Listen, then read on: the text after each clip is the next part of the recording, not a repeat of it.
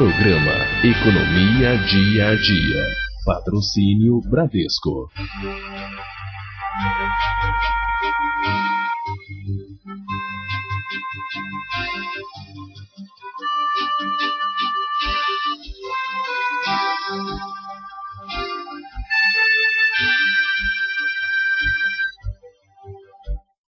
Muito boa noite. Começa agora na sua TV aberta São Paulo, mais um Economia Dia a Dia, programa do Sindicato dos Economistas no estado de São Paulo. Você vai conhecer melhor no programa de hoje o conceito do desenvolvimento sustentável, ou seja, como crescer economicamente, porém sem destruir o nosso planeta. Nós vamos conversar com um especialista nesse assunto hoje. Não perca.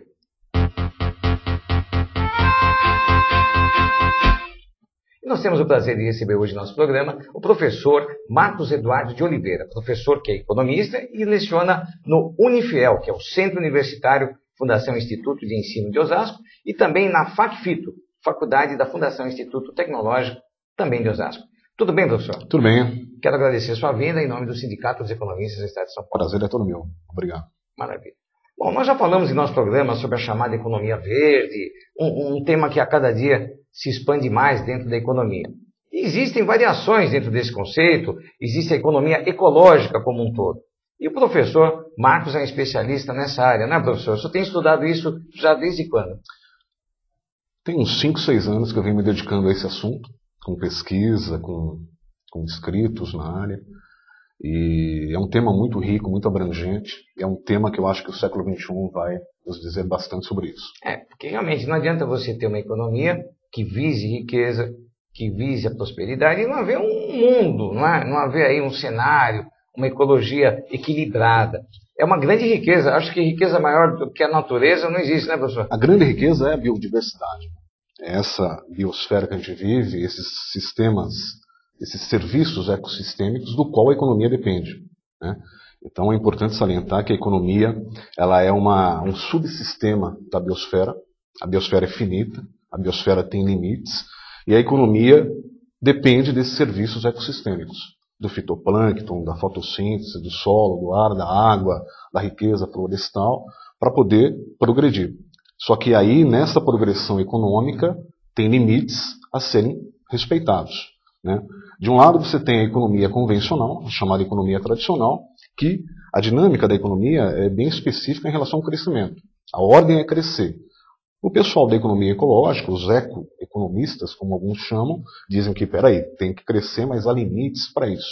Limites impostos pela questão biológica, pela questão física, pela questão natural. Aí que está um ponto nevrálgico entre a economia tradicional e a economia ecológica, a economia que olha mais a natureza, que respeita os limites biofísicos, os limites naturais, né, os serviços ecossistêmicos do qual dependemos. Perfeito. Antes de a gente entrar nesse antagonismo que acabou surgindo dentro da economia, a economia convencional e a economia ecológica, vamos dizer assim, vamos falar um pouquinho, professor, sobre esse nicho de trabalho, né? Porque o senhor é um economista e começou a tratar também do meio ambiente relacionado à economia. Nós falamos sempre aqui no programa de oportunidades de trabalho para o profissional economista, para aquela pessoa que pretende estudar economia. O mundo, com certeza, vai perseguir cada vez mais a sustentabilidade. Hoje se fala que a água pode acabar, o petróleo pode acabar, esses recursos finitos que o senhor bem colocou. Isso tudo é um desafio para o profissional economista, é um desafio para o mundo acadêmico. O senhor dá aula aqui em 2 organizações de Osasco. É um desafio. Como é que isso está sendo visto hoje pelo mundo acadêmico, pelos seus próprios alunos? E essa conscientização está indo bem, professor? Olha, está indo bem, tem crescido, até por conta do desequilíbrio ambiental. O desequilíbrio ambiental ele é nítido, né? Você tem manifestações da natureza que estão dizendo que esse crescimento que a gente estava falando, que é dilapidador da natureza, ele provoca sérias consequências na vida de todos nós. Então, Wagner, para o profissional da economia que está entrando nessa seara, nessa questão de olhar o meio ambiente, de olhar os recursos naturais, é um campo importantíssimo de estudar, se aprimorar nessa questão. Até porque eu penso que o grande tema do século XXI é a questão da sustentabilidade, é a questão da gente promover um equilíbrio ecológico, porque tudo isso depende da questão da própria vida. A vida está relacionada a isso. Nós somos seres dependentes da natureza. Né? A própria vida é fruto da natureza. Não à toa a palavra homem vem de humus, terra firme. Olha a questão muito ligada à nossa vida. E a economia faz parte disso. Eu costumo dizer que sem sistema ecológico não há economia. Não há nem vida, que dirá economia, que dirá sistema econômico produtivo. Então, ao profissional da economia, tomando bases aí na economia ecológica, na economia ambiental, na economia verde, é necessário ter essa visão, aprofundar essa visão para discutir isso no século XXI, que é a grande questão. A questão da água, que você bem colocou, a questão dos recursos que são finitos e vão acabar, muitos deles não são renováveis, a questão de mudar a dinâmica da economia para uma economia de baixo carbono, para uma economia que respeite a questão natural, os serviços ecossistêmicos, e tudo isso faz parte dessa economia que se pretende se firmar aí para o decorrer do tempo. Bom, professor, ficando aqui no campo dos exemplos, qualidade de vida tem muito a ver com tudo isso, né? Porque a economia é uma questão de ter ou não vida, o meio ambiente é uma questão de ter a vida. O meio ambiente tem que estar aí funcionando. Agora, buscar qualidade já é um refinamento disso, já é um outro estágio. Sobre na área de ar-condicionado, por exemplo. Depois de muitos anos, descobriu-se que o ar-condicionado emitia lá uma certa substância, né, os clorofluorcarbonos, CFC, e aquilo destruía a camada de ozônio. Pois é. Durante anos, foi coisa de décadas, foi destruindo a camada de ozônio. Criou-se toda uma economia em cima do ar-condicionado, surgiram as grandes empresas, o fundador do ar-condicionado, que até hoje é uma marca famosa, muito bem. Expandiu-se pelo mundo, gerou milhares de empregos, foi desenvolvimento econômico. Aí descobriu-se que, de repente, puxa vida, a gente está destruindo a humanidade, porque rompendo a camada de ozônio, entram os raios ultravioletas do Sol, ofensivos à pele, e aumenta o índice de câncer na pele. Foi essa a história toda. Isso. Muito bem. Começou-se a contornar essa questão, houve o famoso phase-out, fase após, a fase de obsolescência desses gases com CFC. Como é que pode, professor? Como é que vai se coexistir a questão econômica, porque milhares de toneladas desse equipamento, dessa substância estão nos ares condicionados do mundo inteiro? Viu-se o mundo, aí veio o protocolo de Montreal, aquela história toda, o Brasil até foi muito bem sucedido nisso. Agora já surge o problema do substituto desse CFC, que é o HCFC, que é a questão do efeito estufa, e de novo um problema econômico, porque nós temos um parque industrial calcado nesses gases. Então nós temos supermercados cuja refrigeração é com esses gases, aparelhos de ar-condicionado. Isso é um exemplo, professor, desse relacionamento entre meio ambiente e economia? É um fator de exemplo? Eu penso que sim. A seara principal que você está dizendo é qualidade de vida. Tudo passa pela qualidade de vida, pelo menos é o que a gente deseja. Obter qualidade de vida, obter bem-estar. E nessa relação entre economia convencional e economia verde, economia ecológica, essa questão é primordial. Por quê? Porque qualidade de vida, Wagner, está ligado ao conceito de desenvolvimento econômico, que é muito diferente do crescimento econômico.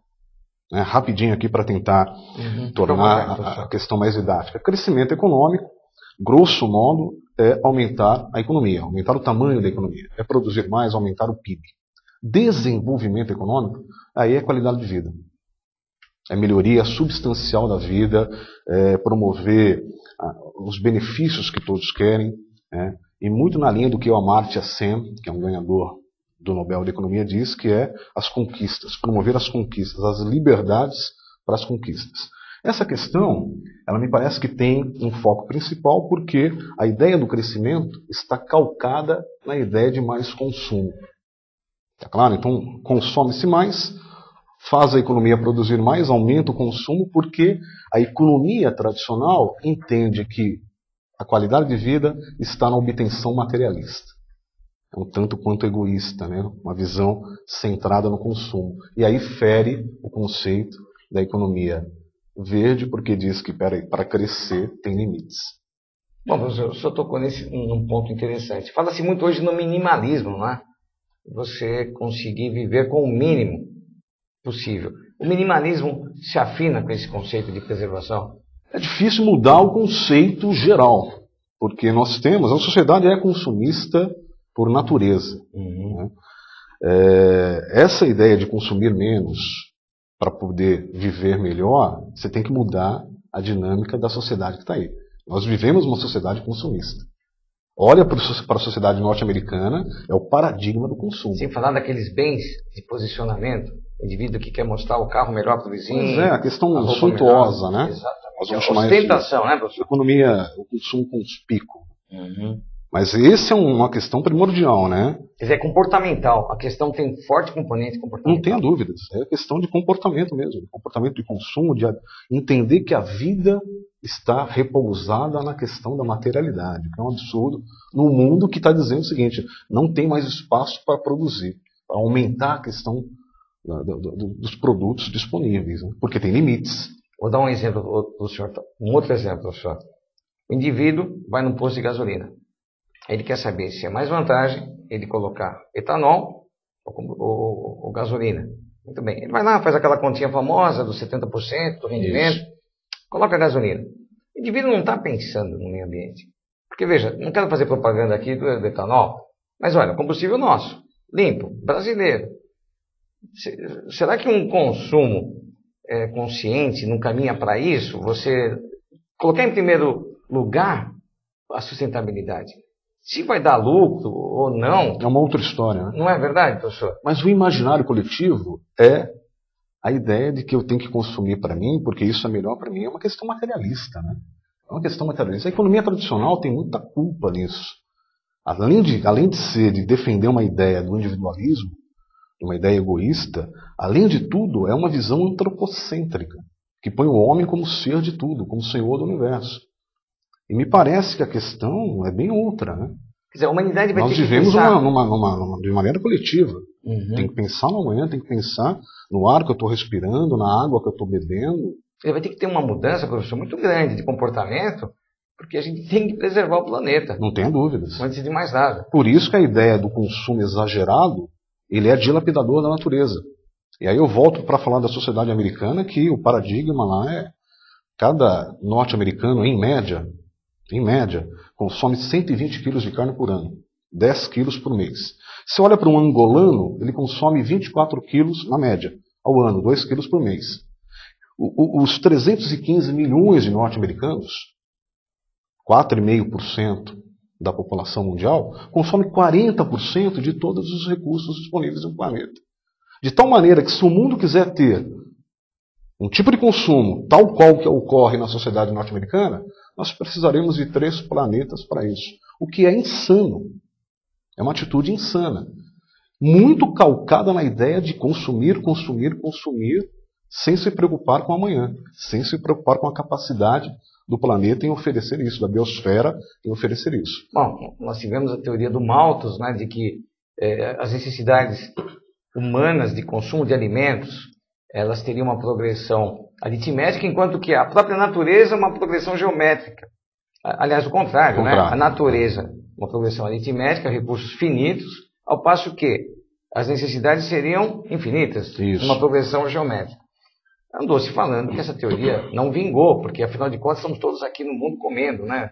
Não na mesma proporção, na proporção justa, que seria ideal, mas ainda não existe uma escassez tão exacerbada de alimentação. Essa teoria, professor, hoje a gente vive um outro choque, analisando dentro dessa visão de Malthus. A gente está vivendo hoje novamente numa questão assim, ou vai ou fica, crucial para o futuro da humanidade, do ponto de vista de consumo.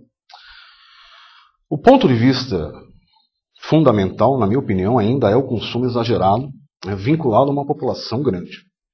Nós estamos falando de 7 bilhões de bocas no mundo hoje. Se você voltar no tempo, em 1900, nós tínhamos 1,5 bilhão de pessoas.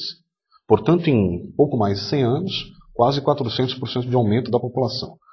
2050, 9 bilhões de pessoas. A pergunta é, haverá espaço para todo mundo? Haverá recursos para todo mundo? Haverá como comportar todo mundo, sabendo que a biosfera é finita? A biosfera não muda de tamanho, não vai aumentar. A Terra é a mesma de 1900 e hoje. O que aumentou foi a capacidade das pessoas entrarem aqui, se acotovelarem para consumir. Então essa questão do consumo, ela é fundamental. É necessário coibir o consumo, diminuir o consumo e também diminuir a capacidade de aumento populacional. Ok, professor. Então nós vamos falar de possíveis respostas para essas instigantes perguntas no próximo bloco. Mas antes nós vamos conferir a agenda dos economistas para as próximas semanas. Anote. Cursos. Avaliação de processos operacionais. Dias 17 e 18 de agosto. Perícia econômico-financeira, judicial e extrajudicial. Dias 5 e 6 de outubro. Mais informações pelo telefone 11 3872 9880.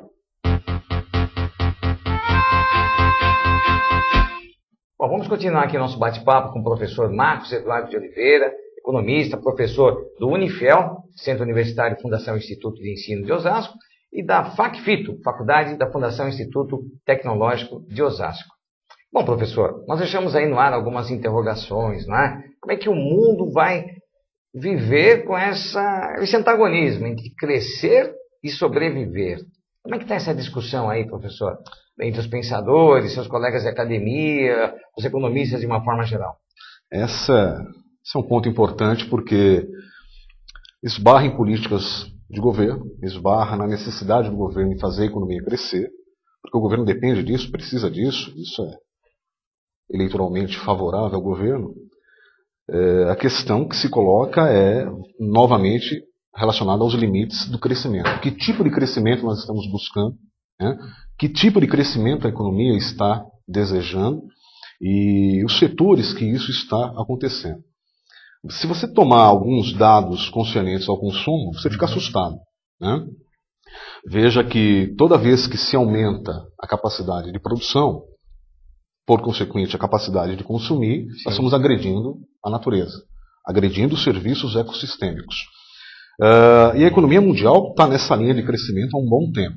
Né? Se nós tomarmos aí de 1950 a 2000, em 50 anos a economia mundial saiu de 5 trilhões de dólares para 50 trilhões. Portanto, aumentou 10 vezes de tamanho. A população aumentou, a capacidade de consumir aumentou e a capacidade de agredir a natureza também aumentou. Então, você tem um choque entre crescimento e recursos que estão sendo dilapidados.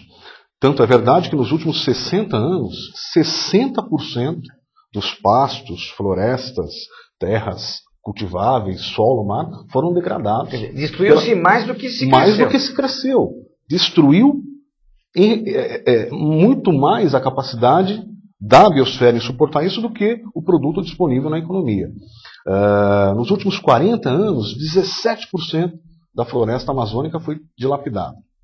Tá claro? Os rios em várias partes do mundo estão contaminados. A poluição aumenta por quê? Porque produzir gera poluição. Esse é um ponto importante que a gente tem que discutir. Se nós vamos tomar a China como paradigma, né? Uma sociedade que cresce, uma economia que cresce. Nos últimos anos é a economia que mais cresceu, chegando à segunda maior economia do planeta. Wagner, de todo esse crescimento chinês, quando você olha para a questão ambiental, 75% dos lagos estão contaminados. 1/3 dos rios na China está contaminado. Sem falar do ar, né, professor? Morto, sem falar na capacidade do ar. Né? Que a matriz deles energética ainda é fóssil, né? Carvão, petróleo, estão queimando isso e agredindo para gerar energia, para sustentar uma população desse tamanho... E para sustentar esse crescimento, né? Uma população de 1 bilhão e 300 milhões de habitantes. Né? A hora que você olha para a Índia, soma com a população chinesa, você tem 40% do mundo balançando nesse consumo exagerado. Não por acaso, das 20 cidades mais poluídas do mundo, 16 delas são chinesas.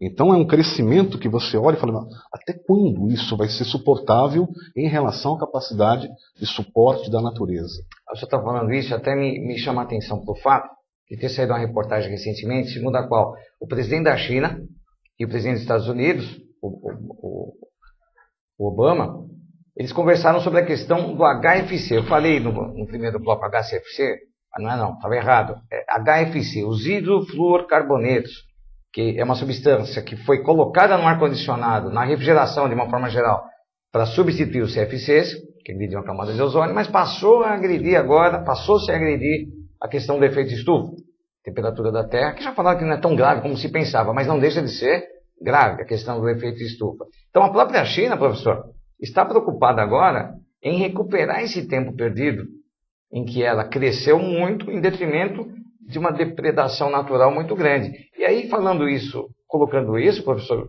me faz pensar na diferença entre o crescimento sustentável e o desenvolvimento sustentável. Como seria a relação entre essas duas esferas dentro do crescimento? Perfeito. Boa pergunta. A ideia do crescimento sustentável, eu particularmente não aceito, porque, vamos pegar a etimologia da palavra, sustentável se sustenta, se mantém. Se o crescimento ele é dilapidador da natureza, como é que você pode crescer e tornar sustentável agredindo a natureza? Então, em língua portuguesa, há uma palavra que ilustra bem isso, que é oxímoron. Oxímoron é quando as palavras são contrárias, conflitos. Então, o sustentável conflita com o crescimento e vice-versa. Elas não se mantêm. Eu costumo dizer que, além da economia agredir a natureza, ela ainda transformou a natureza em fonte de lucro. Então, uma visão bem egoísta, bem materialista. Agride, mas transforma em fonte de lucro. Então, crescimento sustentável não é o que se propõe. Desenvolvimento sustentável, a ideia de qualidade de vida, de você prosperar sem agredir. E é muito possível você desenvolver uma economia sem crescer. É possível você qualificar, você melhorar a economia sem necessidade de produtos a mais, desde que você qualifique os produtos. Eu costumo dizer que o mundo não precisa de mais produção, precisa de mais proteção. Nós não queremos mais produtos, quantidade, nós queremos qualidade. E não precisa aumentar a capacidade. Uma economia pode prosperar sem necessariamente crescer. Eu não sei, a gente não vai ter tempo para falar isso, mas tem um pensador chamado Tim Jackson que trabalha muito essa ideia. Um texto muito maravilhoso chamado Prosperity Without Growth, prosperidade sem crescimento, em que você muda a temática da economia sem passar pela necessidade de fazer a economia aumentar de tamanho, produzir mais. Dá um exemplo bem mais próximo da gente aqui. São Paulo já teve um prefeito nos anos 1970, acho que 71, 72, que era o Figueiredo Ferraz, que falava que São Paulo precisava parar de crescer. Quase mataram o homem. Pois é. Não é? Agora, mas é uma visão como é que está o trânsito hoje, à frente do tempo, né? E o trânsito hoje? Trânsito, poluição, por dia, estudos da Universidade de São Paulo apontam que 8,2 toneladas de carbono são jogados na cidade. Fruto da frota automobilística insuportável. Não, ninguém anda na cidade. Pessoas comprando carro, que economicamente seria algo louvável. Opa, está vendendo, mas sai a matéria do jornal. Aumentou a venda de carros. Aparentemente, do ponto de vista econômico, deveríamos comemorar. Mas do ponto de vista ecológico... Mas é um crescimento que destrói, né? É um crescimento que não é salutar, não é benéfico. É uma falácia. Ainda que a frota automobilística esteja caindo, né? No Brasil hoje você tem 5 habitantes para cada carro. A sociedade americana são 2 habitantes para cada carro. Você tem aí no Brasil circulando algo em torno de 35 a 40 milhões de automóveis para 190 milhões de habitantes. Nos Estados Unidos, 315 milhões de habitantes, 260 milhões de automóveis. 2 pessoas para cada carro. Poluindo, agredindo, né? Tornando o trânsito caótico, insuportável. E lá eles têm bastante metrô, né? Pois é. É o costume mesmo. Mas a sociedade, aquilo que eu falei na primeira sessão, os 315 milhões de habitantes, 4,5% da população, consumindo 40% de tudo que é recurso disponível no mundo. Bom, professor, a gente já falou aqui de presidente da China, presidente dos Estados Unidos, ex-prefeito de São Paulo, então o Estado tem muito a ver com isso tudo, não? A ideia do Estado é promover crescimento, porque isso é o que dinamiza a economia. Dá voto, elege. Né? Como é que você vai falar para um governante para de crescer que a economia amanhã vai ser destruída? Então o Estado também tem essa parcela de culpa aí nessa dilapidação da natureza via sistema econômico. Ok. Bom, uma projeção aí, pensando um pouquinho no futuro, onde vai dar tudo isso, professor? Eu espero que dê uma qualidade de vida lá na frente pela conscientização das pessoas. Né? Pode parecer pueril, né? Falar que a gente tem que consumir menos, que tem que diminuir a sanha consumista, mas o caminho para mim é esse. É moderação no consumo, né? É olhar o mundo e entender que o amanhã vai chegar. Então, colocar um freio na capacidade de consumo da economia, na capacidade de produção da economia, para a gente ter sobrevivência. O tempo é inexorável, né? Não tem jeito. O negócio é pensar com moderação. Evidentemente que a economia ela vai continuar sendo, sempre vai ser a ciência que busca a riqueza, né? Busca prover a sociedade, prover a humanidade de recursos. Mas com qualidade, né? Mas com qualidade. E não com quantidade. Quantidade nunca foi Mas veja bem, professor, para ninguém, né? já falou-se aí de uma forma até pejorativa e brincalhona, os ecochatos, né? Existe uma turma da ecologia que é meio jogo duro, né? Em termos de patrulhamento, tudo. Essa visão que aqui o senhor defende, me parece algo muito mais calcado em números mesmo, não é uma coisa querer por querer, está baseado em fatos. O mundo está se destruindo mais do que crescendo. Não tenha dúvida, não tenha dúvida. E a hora que você olha a capacidade de produção em relação aos recursos, isso fica muito ilustrativo. Eu vou te dar um exemplo. Um jeans, a produção de um jeans consome 8.000 litros de água e 32 quilos de recursos naturais. Nossa. 1 quilo de café cultivado são 20.000 litros de água. Estou falando no geral. Né? Você precisa de 11.000 litros de água para produzir um hambúrguer de 100 gramas. Esse computador portátil teu que pesa 2,5 kg, ele consome recursos energéticos o equivalente a 350 quilos de petróleo. Estou falando na produção total, geral. Então, quando você olha para a produção em relação ao estrago que você está fazendo... Não vale a pena. Não. É uma questão de fazer conta, né? Pois é, a matemática não fecha. Né? São poucos produtos, mas consumindo uma capacidade muito grande. Por isso que nós afetamos então vamos economizar os ecossistemas. No sentido da palavra mesmo, economizar recursos. Pois é. A palavra consumir, a etimologia dela, significa destruir. Cada vez que você consome em excesso, em exagero, você destrói em exagero.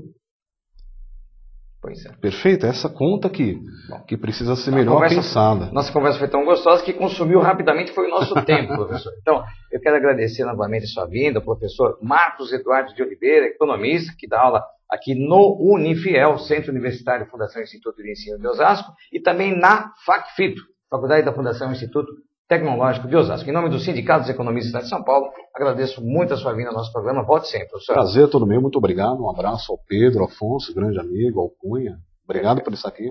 Tá aí o recado. Prazer, Wagner. Obrigado. Maravilha. É tudo por hoje. Espero que vocês tenham gostado de mais esse Economia Dia a Dia, programa do Sindicato dos Economistas no Estado de São Paulo. A gente volta na próxima terça-feira, às 10h30 da noite, aqui na sua TV Aberta São Paulo. Tenham todos um excelente final de noite, uma ótima semana e até lá.